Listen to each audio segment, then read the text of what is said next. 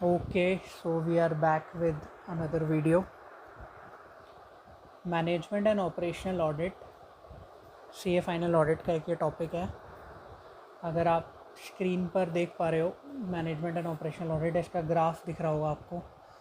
तो भले ही ये चैप्टर थोड़ा इनकन्सिस्टेंट है अटेम्प्ट्स में आने के लिए, बट फिर भी काफ़ी इम्पोर्टेंट चैप्टर है ये। लास्ट 2 अटेम्प्ट से नहीं आया है, लेकिन ये जो मार्क्स होते हैं ये सिर्फ सब्जेक्टिव के होते हैं, तो इसमें से अगर कोई ऑब्जेक्टिव आया तो वो यहाँ नहीं होगा ऑब्वियसली। तो ऐसा नहीं कह सकते हम लोग कि चैप्टर इम्पोर्टेंट नहीं है, चैप्टर बहुत इम्पोर्टेंट है ये। और आप थंबनेल देख के ज़रूर आए हो कि हम लोग इस चैप्टर के 11 निमोनिक्स करने वाले हैं, बट एक चीज़ मैं पहले ही क्लियर कर दूं, हम लोग 11 निमोनिक्स नहीं 8 निमोनिक्स करने वाले हैं।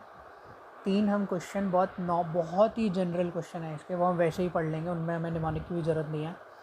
बट ऐसे थोड़ा लिखना पड़ता है ना यार, अदरवाइज़ आप लोग वीडियो पे क्लिक शायद नहीं करो, तो इसलिए मैंने थंबनेल में 11 निमोनिक्स लिखे हैं, बट आइडियली 11 नहीं है। मैं पहले ये चीज़ क्लियर कर दूँ, 8 निमोनिक्स हैं और 8 बहुत अच्छे निमोनिक्स हैं, आपको पूरा सब कुछ अच्छे से याद हो जाएगा।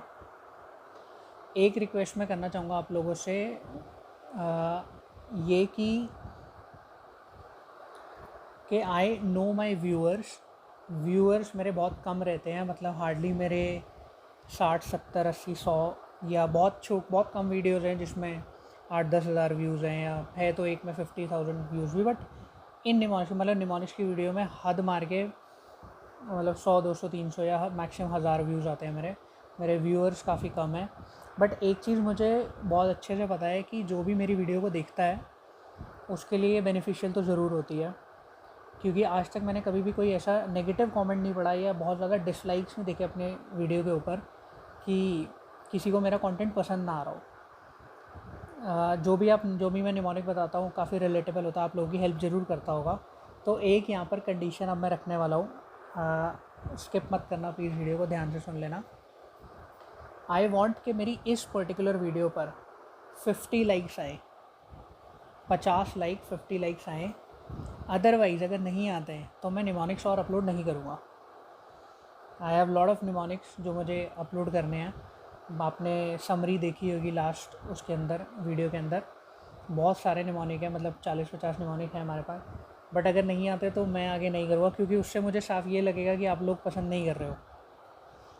अगर आप चाहते हो कि मैं और निमोनिक्स डालूँ तो आप प्लीज़ वीडियो को लाइक करो। और 50 लाइक्स मुझे पता है कि थोड़ा सा अपनी औकात से बाहर जाके मैं बात कर रहा हूँ, क्योंकि 50 तो व्यूज़ भी नहीं आते। बट आई थिंक कि निमोनिक्स की वीडियोज़ ऐसी होती हैं जिसको थोड़ा ज़्यादा लोग देख लेते हैं। तो अगर 50 लाइक्स आते हैं तो हम आगे चलेंगे, अदरवाइज़ मैं अपनी वही प्रैक्टिस मैनुअल की वीडियोज़ डालता रहूँगा जो मैं रेगुलरली अभी तक डाल रहा था। तो ये चीज़ यार थोड़ा ध्यान रखना, अगर चाहिए आगे के निमोनिक्स तो प्लीज़ 50 लाइक्स कर देना। अब हम बिना किसी बात के आगे चलते हैं मैनेजमेंट एंड ऑपरेशनल ऑडिट के। मैनेजमेंट एंड ऑपरेशनल ऑडिट काफ़ी इंपॉर्टेंट चैप्टर है। एक एक निमोनिक को पकड़ते हैं और काम करते चलते हैं अपना। एंड मुझे जेन्युइनली नहीं पता कि इसमें से कितने निमोनिक्स मैं ऑलरेडी शेयर कर चुका हूँ।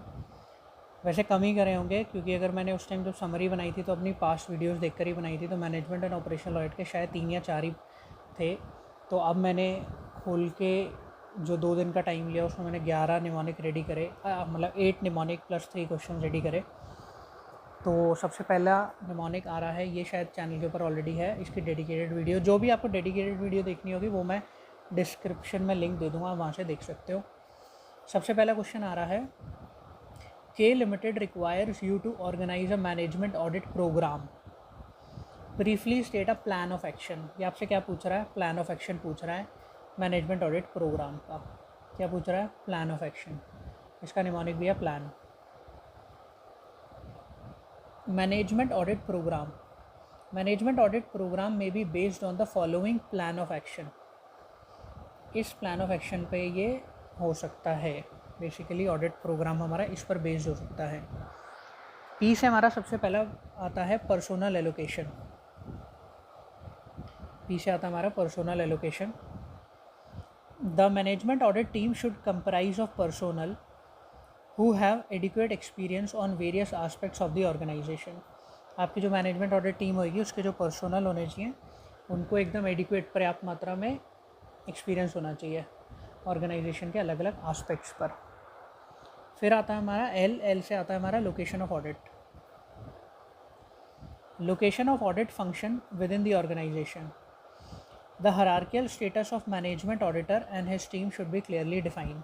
हायरार्कियल स्ट्रक्चर स्टेटस जो होता है वो एकदम क्लियरली डिफाइन होना चाहिए। नेक्स्ट आता है हमारा ए से ऑडिट की फ्रीक्वेंसी ऑफ ऑडिट। और frequency of audit should be determined on the basis of changes in industry and in consultation with the top management. जैसा जैसा इंडस्ट्री में चेंज आ रहा है और टॉप मैनेजमेंट से कंसल्टेशन करके हम लोग ऑडिट की फ्रीक्वेंसी डिसाइड कर सकते हैं। फिर आता है हमारा एंड अदर एस्पेक्ट्स। ये एंड नहीं है, एंड है ये, एंड अदर एस्पेक्ट्स, और इसमें टाइम भी आता है। तो ये याद करने के लिए इसको मैंने एन रखा है, PLAN, एन से हमारा N other aspects. Time and other aspects. Adequate consideration should be given to time and cost involve in conducting the audit. जो कंसिडरेशन होना चाहिए आपका टाइम को लेकर, कॉस्ट को लेकर, ये अदर एस्पेक्ट्स हमारे, इसको भी आप कंसिडर करोगे जब भी हम प्लान करेंगे ऑडिट को कंडक्ट करने के लिए। तो हमारा हो गया बेसिकली PLAN हो गया है। और फिर आता है हमारा एस से एक तो आता है हमारा staff training. In order to maintain qualitative standards, adequate and continuous training should be offered to the management audit team. Staff को पूरी प्रॉपर ट्रेनिंग देनी चाहिए। और नेक्स्ट एस से आता है हमारा स्टेटमेंट ऑफ पॉलिसी। हमें क्या करनी पड़ेगी, क्या डिवाइस करनी पड़ेगी, स्टेटमेंट ऑफ पॉलिसी।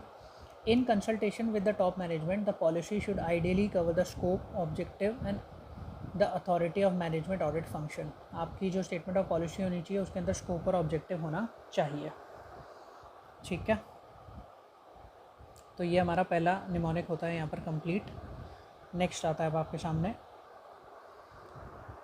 अच्छा ये पंकज गर्ग सर का स्कैनर ही है, मैंने शायद शुरू में नहीं बताया।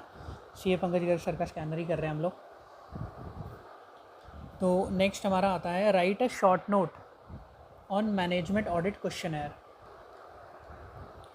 मैनेजमेंट ऑडिट क्वेश्चनर, इसका निमोनिक है review and evaluate by CWA। इसको मैं काम करता हूँ, मैंने जहाँ निमोनिक लिखा वहाँ से कराता हूँ। इसके बाद हम बुक से भी पढ़ लेंगे, लेकिन एक बार यहाँ से देख लेते हैं। मैनेजमेंट ऑडिट क्वेश्चनर का क्या ऑब्जेक्टिव होता है ये हमें बताना है। इसका जो निमोनिक है वो है review and evaluate by CWA। Review of management functions of planning, organising, directing and controlling. Basically management function को हमें रिव्यू करना होता है, प्लानिंग, ऑर्गेनाइजिंग, डायरेक्टिंग, कंट्रोलिंग को देखना होता है। Evaluation of effectiveness of decision making process in accomplishing the organisational objective. आपको effectiveness of decision making process देखना होता है जो ऑर्गेनाइजेशन ने अपने गोल्स को अचीव करने के लिए बनाया हुआ है। हमारा रिव्यू एंड इवैल्यूएशन हो गया। फिर आता है CWA। सी से आता है comprehensive and constructive examination of an organisation's management and its assigned task. आप बेसिकली क्या बता रहे हो, आप बता रहे हो मैनेजमेंट ऑडिट क्वेश्चनर जब हम बनाते हैं तो उसका ऑब्जेक्टिव क्या होता है। तो वो जो क्वेश्चनर है वो एक कॉम्प्रहेंसिव एंड कंस्ट्रक्टिव एग्जामिनेशन होता है ऑर्गेनाइजेशन के मैनेजमेंट का और उसके असाइन टास्क का। W से आता है weakness and deficiencies highlight of the organisation. उससे हमें क्या पता चलता है, एक तो वीकनेस और डेफिशिएंसीज, ये भी एक ऑब्जेक्टिव है क्वेश्चनर का कि हमें वीकनेस एंड डेफिशिएंसीज हाईलाइट करके देता है।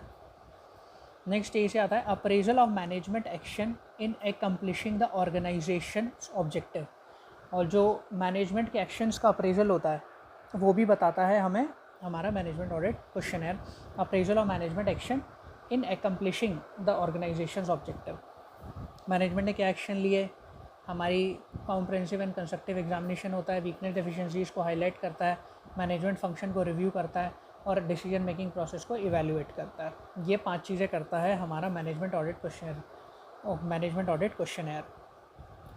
अब इसका क्या होता है, बेसिकली जब आप एक मैनेजमेंट ऑडिट क्वेश्चनर बना लेते हो ना तो उसमें 3 तरीके से आप ऑप्शन छोड़ते हो, yes, no and not applicable. पहला आता है येस, स्पेसिफिक एरियाज और functions under study misfunctioning in an acceptable manner. ये एक स्पेसिफिक एरियाज होते हैं ये इस था, मैं इसको मिस पढ़ रहा था इसलिए कन्फ्यूजन हुई। स्पेसिफिक एरिया और फंक्शन जो कि हमारे अंडर स्टडी हैं, और वो फंक्शन कैसे कर रहे हैं, एक्सेप्टेबल मैनर में फंक्शन कर रहे हैं। तो अब उसका रिप्लाई कैसे मैनेजमेंट भर के देगा, येस लिख कर देगा, और इसके आगे हमें कोई एक्सप्लेनेशन नहीं चाहिए। जहाँ पर भी नो आएगा, no answer indicate unacceptable performance and requires explanation in writing. जहाँ पर भी मैनेजमेंट लिखेगा नो, वहाँ पर उनको एक्सप्लेनेशन भी देनी पड़ेगी। फिर आता है NA, questions that are not applicable and should be ignored in the audit are checked in the NA column. जो हमारे लिए एप्लीकेबल नहीं है वो इग्नोर होने चाहिए और वो NA कॉलम में आने चाहिए। अब एक बार इसको बुक से भी पढ़ लेते हैं, क्योंकि यहाँ तो पता नहीं क्या ही लिखा हो, बुक से एक बार ट्रस्ट हो जाएगा कि जो यहाँ लिखा है वो बिल्कुल सही लिखा है। ठीक है,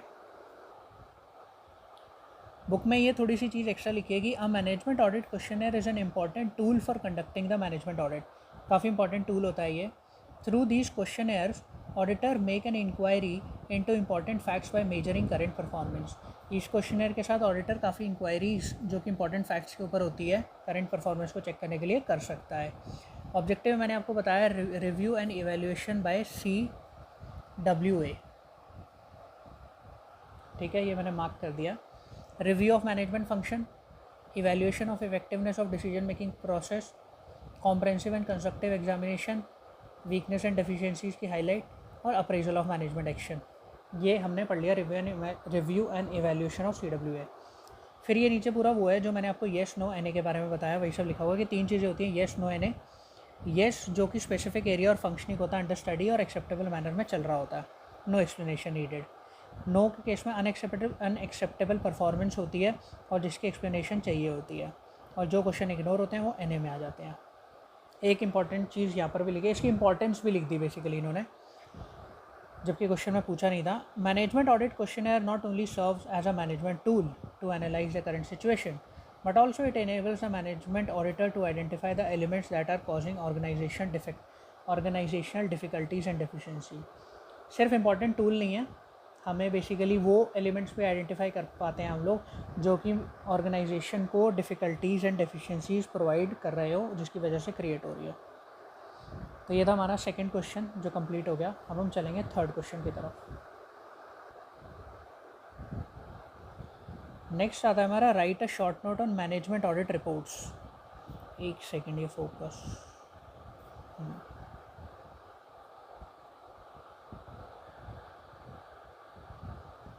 management audit report, I hope आपको दिख रहा होगा।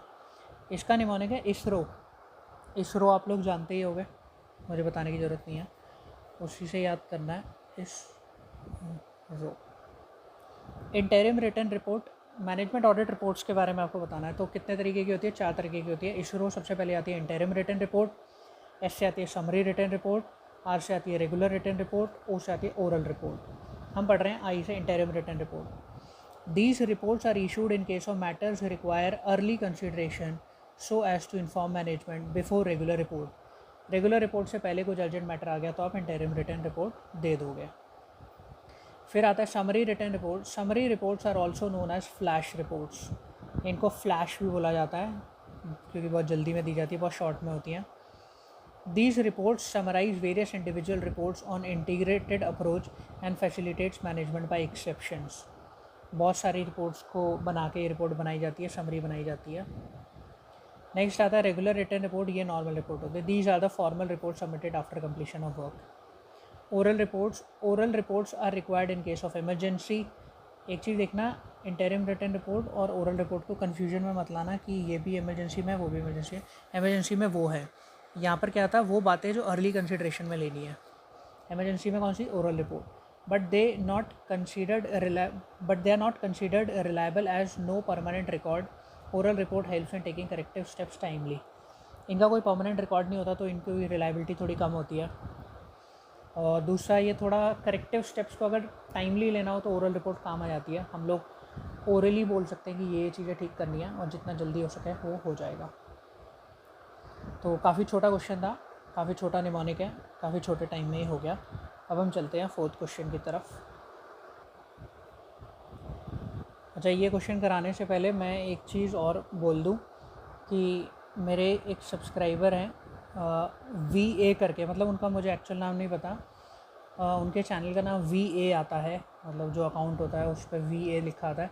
उन्होंने पिछली वीडियो में टाइम स्टैम्प्स डाले थे, तो VA if you are watching, तो इस वीडियो में भी अगर आप वो कर पाओ तो मेरे लिए काफ़ी हेल्प हो जाएगी। और पिछली वीडियो के लिए थैंक यू सो मच भाई, आपने वो करा। तो अब चलते हैं हम इस क्वेश्चन की तरफ। Briefly explain the objective of operational audit.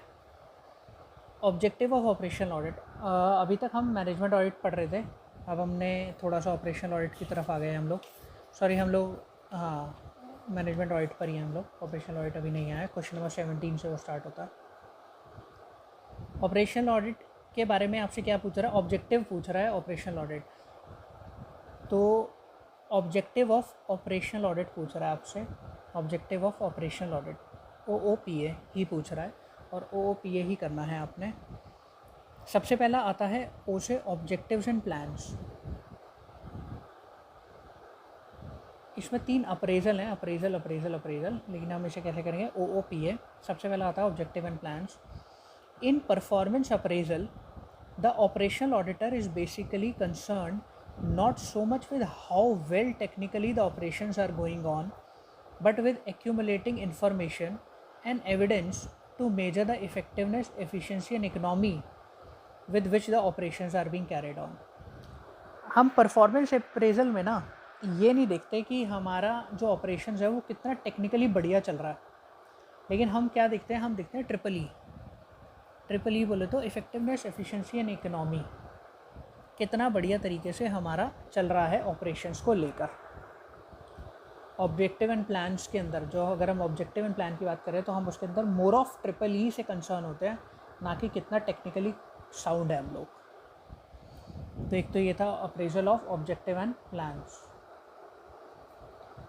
Next O से आता है हमारा organizational structure,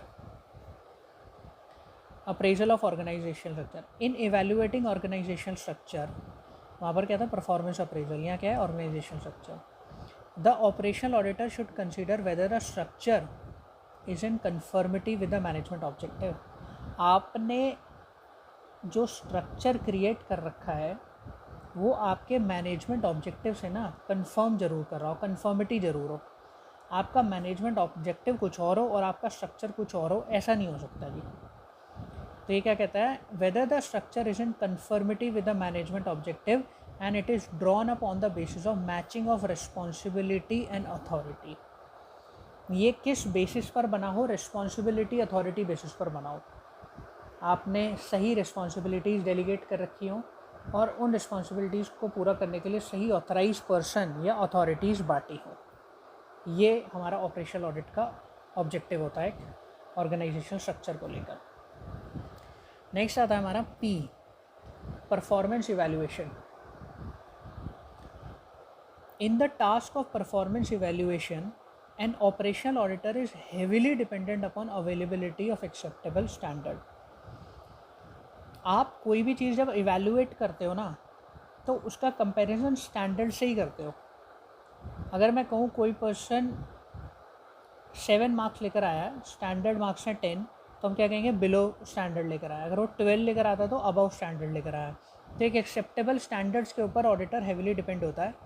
the operational auditor can not be expected to possess technical background in so many diverse technical fields obtaining even in one enterprises. एक ही enterprise में इतने सारे technical diversification की नॉलेज रखना, इतना टेक्निकल बैकग्राउंड रखना तो पॉसिबल नहीं है। तो हमें स्टैंडर्ड पता होना चाहिए कि ये स्टैंडर्ड है, उसके अकॉर्डिंग हम ये निकलता है। जैसे एक छोटा सा एग्जांपल मैं देता हूँ, जब भी हम इंटरनल ऑडिट करते हैं वेयर हाउसेस की, तो वहाँ पर जितने भी फायर हाइड्रेंट्स मतलब फायर एक्सटिंग्विशर लगे होते हैं, उनकी एक स्टैंडर्ड हाइट होती है, और वो स्टैंडर्ड हाइट होती है 3.5 meters to 3.5 meters to 5 meters ऐसे करके, या 3.5 से 5 फुट फिट में होती है शायद, 3.5 to 5 फिट, कि छोटे से छोटा बंदा भी इमरजेंसी में उसे उतार सके। आपको अगर ये स्टैंडर्ड ही नहीं पता होगा तो आप कभी भी हाइट जज नहीं कर पाओगे कि ये फायर एक्सटिंग्विशर सही से लगा या नहीं लगा। तो थोड़ा सा टेक्निकल बैकग्राउंड हर चीज़ का हमें क्लियर नहीं होता। हम लोग एक स्टैंडर्ड के ऊपर डिपेंडेंट होते हैं कि स्टैंडर्ड हमें पता होगा तो हम आगे बता पाएंगे।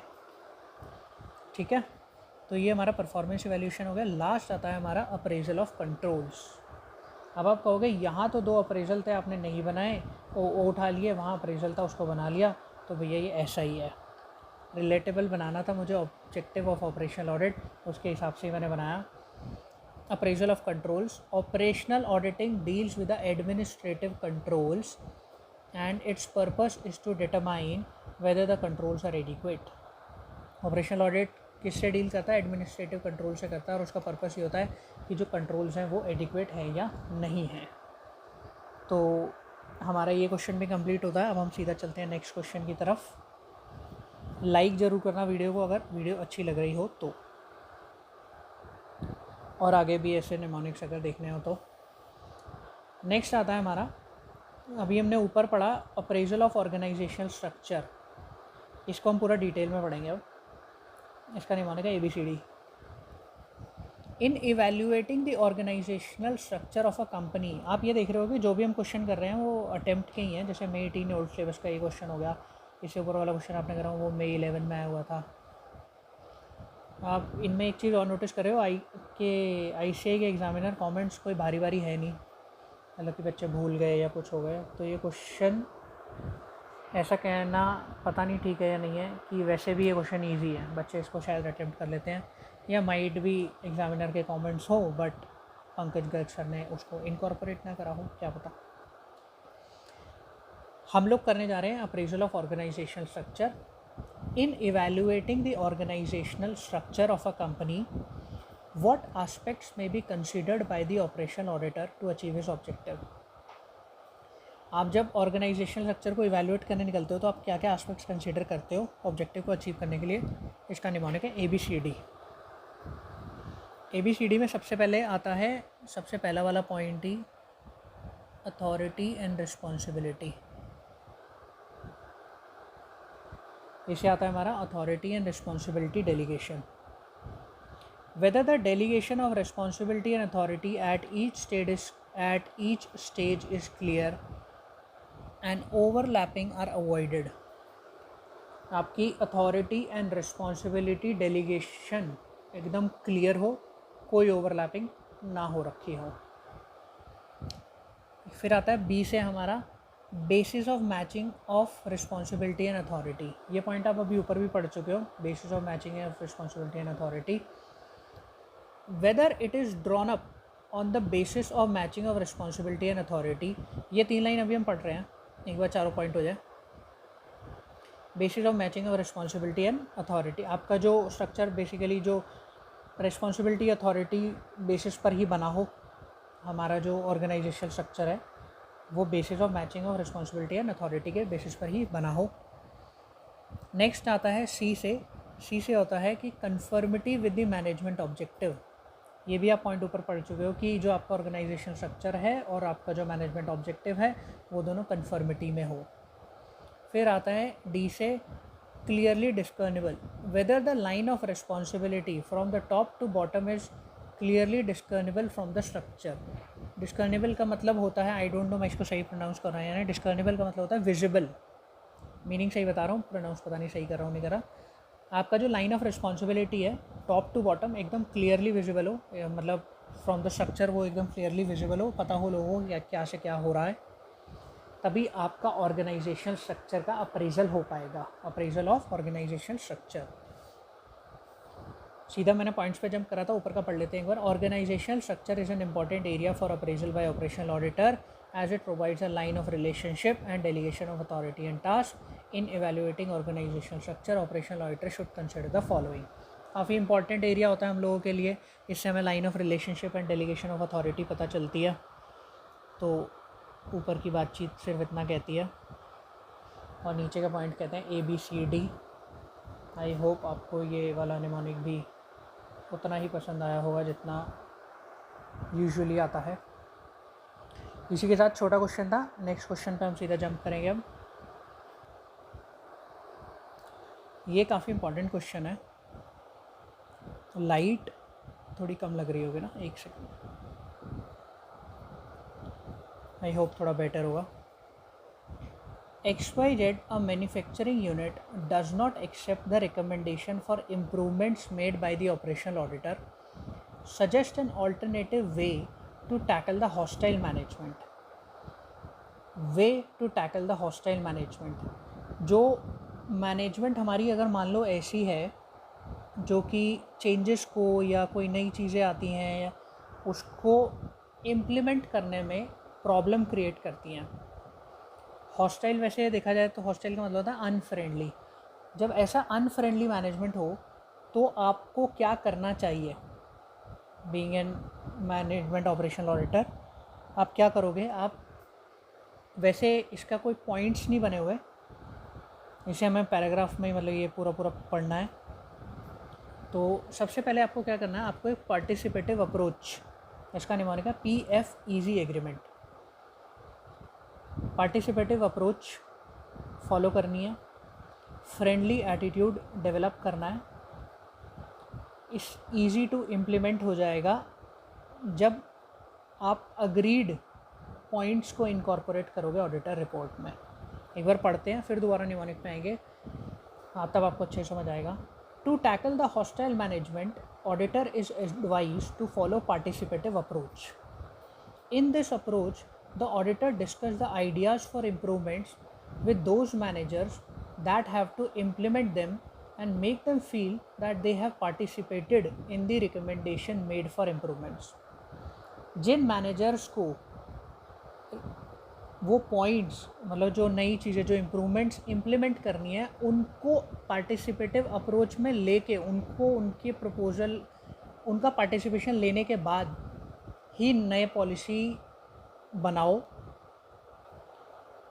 सो दैट वो लोग जिनको इम्प्लीमेंट करना है जब वो ही पार्टिसिपेटिव अप्रोच के साथ आपके साथ हेल्प करेंगे तो ये आपके लिए इजी हो जाएगा उनको इम्प्लीमेंट कराना. मतलब you have to make them feel कि उनका पार्टिसिपेशन था रिकमेंडेशन में जो भी इम्प्रूवमेंट आ रही हैं. क्योंकि अगर आप किसी भी पर्टिकुलर मैनेजमेंट या किसी भी प्रोसेस में जाकर सीधा ही कोई नई चीज़ इम्प्लीमेंट कराओगे तो सामने वाले को ये फील होगा कि बीइंग अ मैनेजर जब मैंने ही ये सब इम्प्लीमेंट कराना है तो मुझसे तो किसी ने पूछा ही नहीं. तो ऐसा ना हो, एक पार्टिसिपेटिव अप्रोच में पहले उन लोगों को लो, उनको फील कराओ कि भैया तुम्हारी इम्पोर्टेंस भी उतनी है जितनी होनी चाहिए, और फिर उनको ईजी इम्प्लीमेंटेशन अपने आप हो जाएगा. P हो गया. F से आता है friendly attitude. This approach encourages the auditee to develop a friendly attitude towards the auditor and look forward to their guidance in a more receptive fashion. इस अप्रोच में बेसिकली क्या होगा कि जो ऑडिटी होगा, जो ऑडिट करा रहा होगा, उसको एक फ्रेंडली एटीट्यूड डेवलप करना है ऑडिटर के टूवर्ड्स, और जैसे जैसे वो गाइड करें उस हिसाब से ही हम लोग आगे बढ़े. ऑडिटर और ऑडिटर को मिलके चलना है, एक फ्रेंडली एटीट्यूड बना के चलना है. फिर आता है ईजी इम्प्लीमेंटेशन. देखो आइडियली ये पॉइंट ऊपर है, ये नीचे है, लेकिन हम पहले से पढ़ रहे हैं. With this attitude of the auditor it becomes absolutely easy to implement, क्योंकि हमारे निमोनिक में ईजी पहले आ रहा है. Easy to implement the propose suggestion as the auditee themselves take initiating for implementing and the auditor do not have to force any change on the auditee. अब आप समझो, हमारा भले ईजी यहाँ पर आ रहा है लेकिन हमें पहले ये पॉइंट पढ़ना पड़ेगा to understand this. The proposed recommendations are discussed with the auditee and modifications as may be agreed upon are incorporated in the operational audit report. आप प्रपोज रिकमेंडेशन ऑडिटी के साथ डिस्कस करोगे और मॉडिफिकेशन जो अग्री होंगी, जो वो लोग मान जाएंगे हाँ ये चीज़ ठीक है, ये चीज़ चेंज होनी चाहिए, वही आप ऑपरेशनल ऑडिट रिपोर्ट में डालोगे. और जब आप ये चीज़ें कर लोगे, पार्टिसिपेटिव अप्रोच कर लोगे, फ्रेंडली एटीट्यूड अपना लोगे और अग्रीड वाले पॉइंट एग्रीमेंट कराने के बाद ही ऑडिटर रिपोर्ट में डालोगे, उसके बाद क्या होगा, इस एटीट्यूड के साथ with this attitude of the auditor आपके लिए इजी इम्प्लीमेंटेशन हो जाएगी ऑफ द प्रपोज सजेशन. क्यों? क्योंकि as the auditee themselves take initiative for implementing and the auditor do not have to force any change on the auditee. क्योंकि जब वो लोग खुद इन्वॉल्व थे, उन लोगों ने खुद रिकमेंडेशन दी और उन लोगों से एग्री करके ही आपने पॉइंट्स रखवाए, तो ऑब्वियसली फिर उसका इम्प्लीमेंटेशन होना थोड़ा सा ईजी हो जाता है. काफ़ी इंपॉर्टेंट क्वेश्चन है.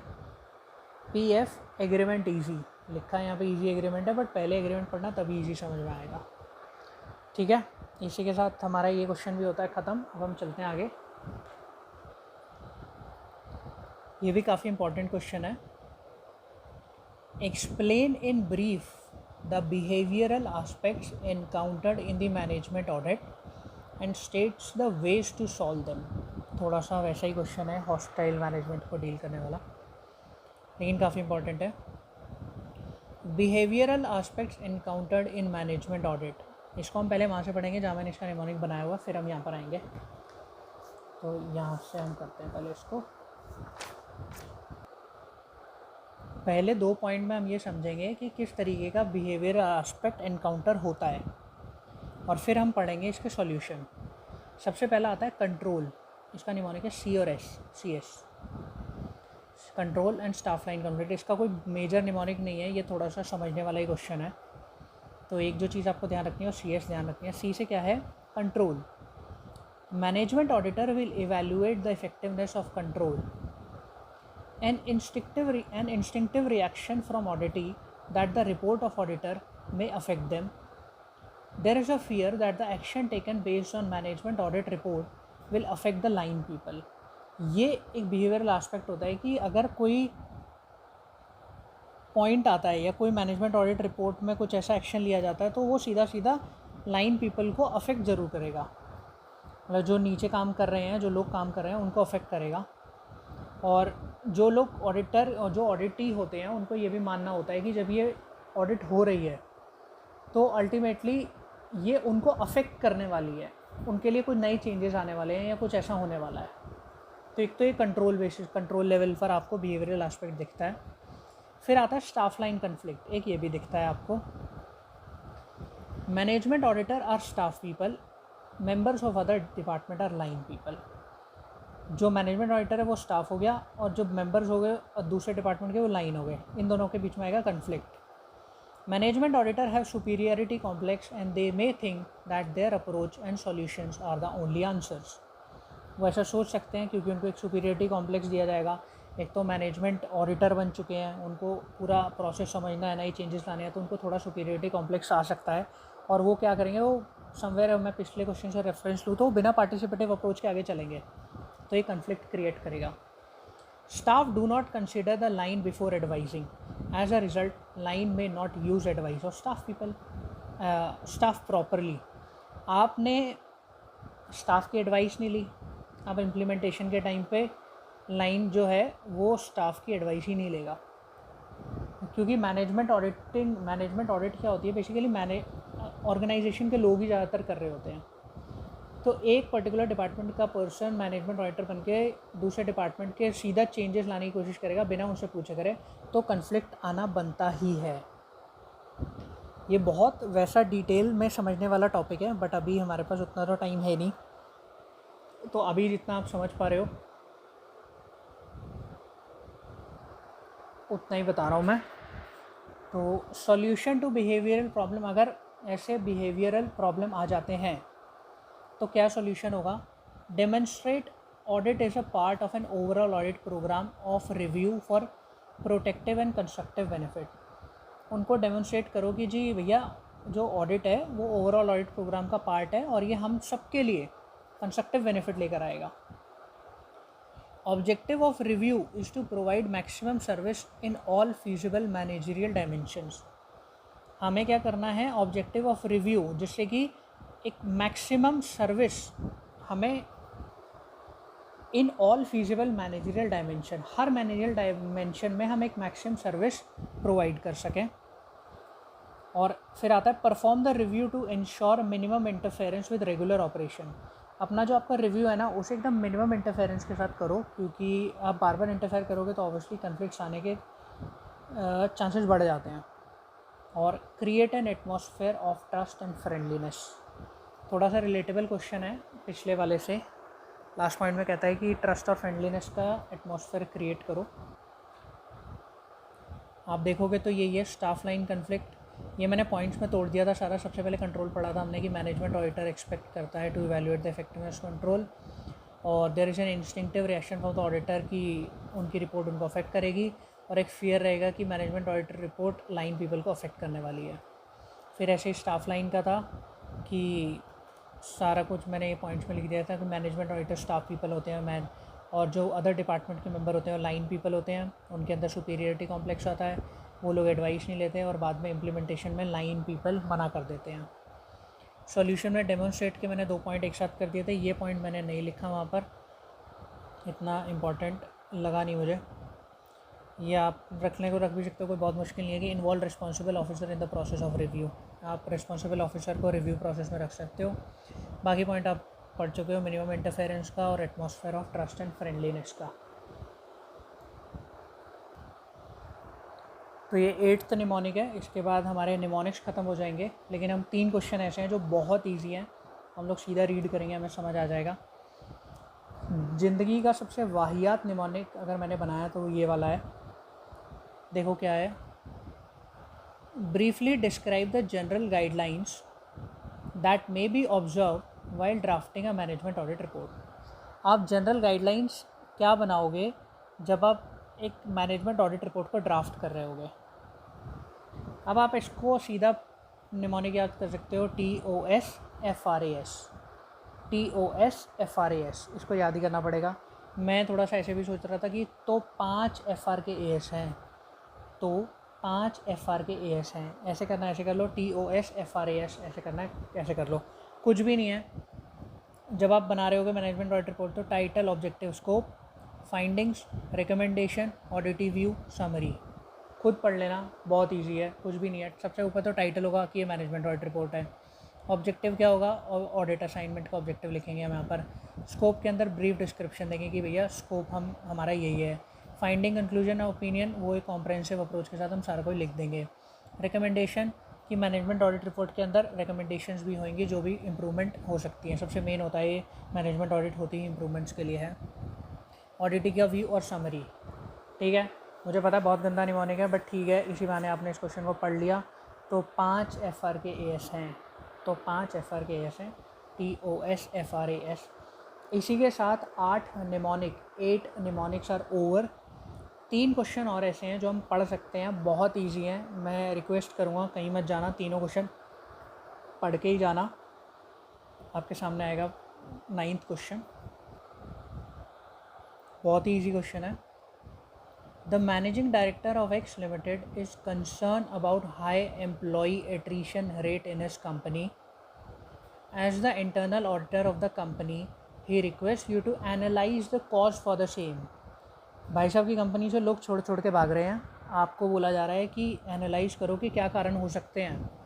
और क्वेश्चन आपसे क्या पूछ रहा है, what factors would you consider in such analysis. Analysis छोड़ो, आप एनालिसिस के लिए क्या फैक्टर्स कंसिडर करोगे, एकदम बिल्कुल बच्चों वाला सवाल है। The factor responsible for high employee attrition rate, ये सारे आपके फैक्टर्स होने वाले हैं 10, समझना।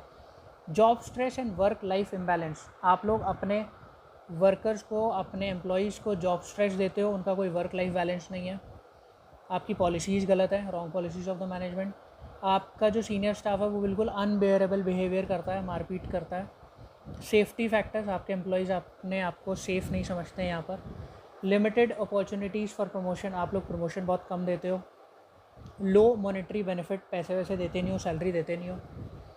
Lack of labour welfare schemes, आप लोग लेबर वेलफेयर के लिए कुछ भी नहीं करते हो, बिल्कुल कुछ है ही नहीं आपके यहाँ पर, लेबर वेलफेयर के पॉइंट ऑफ व्यू से कोई स्कीम्स ही नहीं है। Whether the organization has properly qualified and experience personal for the various level of work, आपके ऑर्गेनाइजेशन में क्वालिफाइड और एक्सपीरियंस पर्सोनल ही नहीं है, कोई लर्निंग ही नहीं है वहाँ पे काम करने की, तो छोड़ के भागेंगे। Is the number of people employed at various work centre excessive और इनएडिक्वेट, जहाँ पर अलग अलग वर्क सेंटर जो आपके हैं, या तो वहाँ पर बहुत सारे लोग काम करते हैं तो छोड़ के भागते हैं, या फिर इनएडिक्वेट है, अपर्याप्त हैं, बहुत कम लोग हैं, उनके ऊपर प्रेशर ज़्यादा आता है और वो इसलिए छोड़ के भाग जाते हैं।